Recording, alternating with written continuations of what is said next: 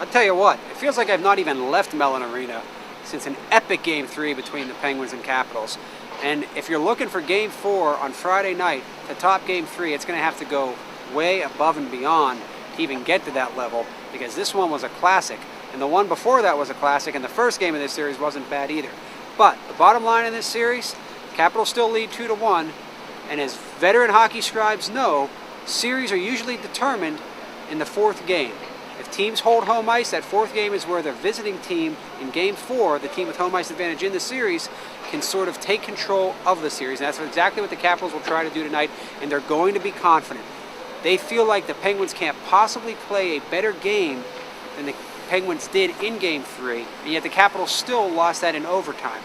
So, what the Capitals are going to expect is their rookie goaltender, Semyon Varlamov, to turn in another outstanding effort, and he's been spectacular in this series.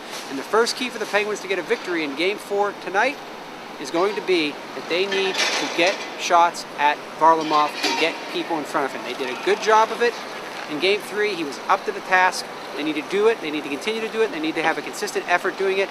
If they can continue to do that, the only hope they have in this series to start winning some easy games as opposed to playing all these one-goal affairs as they eventually crack Varlamov. He's not showing any signs of that, but if they can get to him, that might be their big advantage in this series. Another big advantage is that Evgeny Malkin was magnificent in Game 3. He had 9 shots. He attempted 11.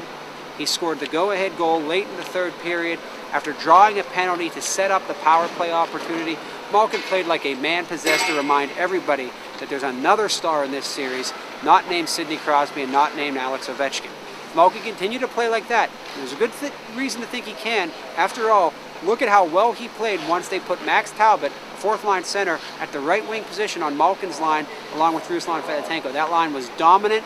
That line played a lot like the third line for the Penguins did against Philadelphia, only this line was scoring goals and generating very, very good offensive chances. Fedotenko scored a goal. Malkin scored a goal. Penguins only got 3 of them. 2 of them came from that line. And finally, look, the defensemen in this series for the Penguins are going to have to be a little more sure-handed with the puck. Yes, you give credit to Chris Letang for scoring the winning goal, but too many times you've seen him and Sergei Gonchar and several other Penguins defensemen fumbling with the puck high in the zone. If they can keep those turnovers down, the Capitals haven't showed they can sustain a whole lot of 5-on-5 offense. The offense they have been able to generate has been on even or odd man rushes after Penguins turnovers. If the Penguins can just limit those turnovers, play a little bit more responsibly in the puck possession game by their defensemen, then they have a very good shot, I think anyway, of taking Game 4 and sending this series back to Washington for Game 5 tied at 2. And as we all know with Penguins' past playoff battles against Washington, a 2-game series lead is never safe for the Capitals. They've blown one 3 times. They're up 2 games in this series. Now it's down to 1. For your Trip Total Media Penguins Playoff Vlog, I'm Rob Rossi.